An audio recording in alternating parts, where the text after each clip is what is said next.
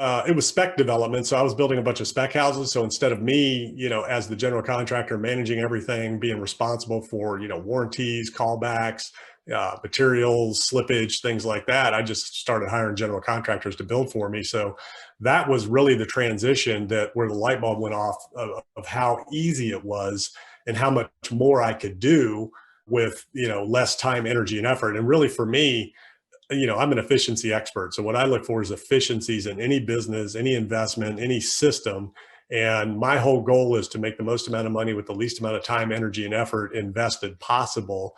And that was just the way to do it. Because then I could do any kind of project and I would hire the builders that were experts at the different things. So if it was an office building, I'd hire somebody, that's what they do. If it was a multifamily building, you want a contractor that's all they do. If it's medical, same thing, so that's kind of how that business model evolved over time. And, there really weren't any like roadblocks or anything like that. It was just, realizing and understanding that I can do more and I can scale faster, that way through outsourcing, which is really what it is versus trying to, self-perform and do all that myself. Now I could have kept that company and set it aside and it ran itself and all that, but it's a distraction.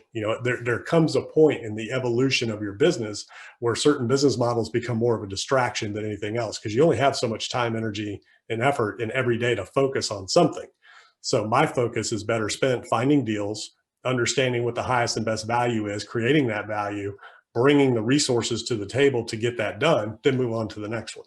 Yeah, I've always been about scale and leading, delegating, motivating, leveraging resources and talents of others. And I learned that early on. So the real evolution was in my first building company. And even though I didn't go to college and all that, I was in the Navy. So I understood leadership principles.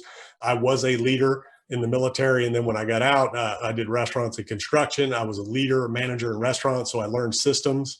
I learned, how to lead, delegate, motivate, and then I poured into myself through leadership management books, business books, motivational self-development stuff. So I understood and got very quickly and clearly that, I can only do so much myself, number one. Number two, I knew what my limitations were. I focused on my strengths and then hired out and outsourced my weaknesses. So, that's really the key. And again, when I started in the business, I didn't know how to frame a house. I didn't know how to build anything. I learned by hiring professionals, learning from them, letting them do the job, coaching them to success, and putting the right people in the right seats. So it's all about that leading, delegating, motivating, and then understanding what it is you want to do. And my whole mindset was, well, if I'm going to do this, I might as well go as big as I can go. And you can only go so big if you're doing everything yourself. So one is to know the market. You really, there's just no shortcut there. You have to know the market. You have to know what the opportunities are, how to identify, the highest and best use for the market that you're in. Number two is understanding the financials. Without the money, there's no deal. So you have to know how to raise capital. You have to know how to get funding. You have to know how to reverse engineer the economics of the deal. So you have to establish what's the value that I'm trying to create and how does that equate into the economics of the deal to make sure the deal even works. So you have to know how to do the economic feasibility. And then understanding the regulatory environment. What are all the things that I need to understand in terms of approvals? Because a lot of people will say, well, this property is zoned for 100 units. Well, just because it's zoned for something doesn't mean you can actually do it and put it on there. And there's a lot of different, considerations that need to be taken in when you're looking at, the feasibility of a project from the standpoint of logistics, utilities, access, lot coverage, capacities, things like that. So you have to become an expert in zoning. You don't need to be a technical expert in terms of how it's built, how it's developed, how it's done. But, one of the areas that I recommend everybody study is their zoning code so that you understand what the uses are, what they mean, how to figure out density, capacity, things like that. So when you talk to the zoning departments and zoning professionals at the cities and counties and municipalities that you're working in, they can't just blindly tell you something.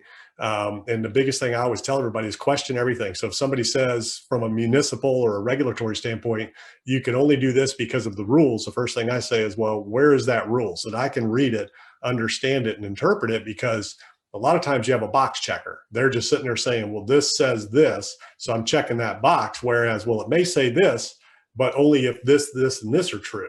And if this, this, and this are met, well, then this changes.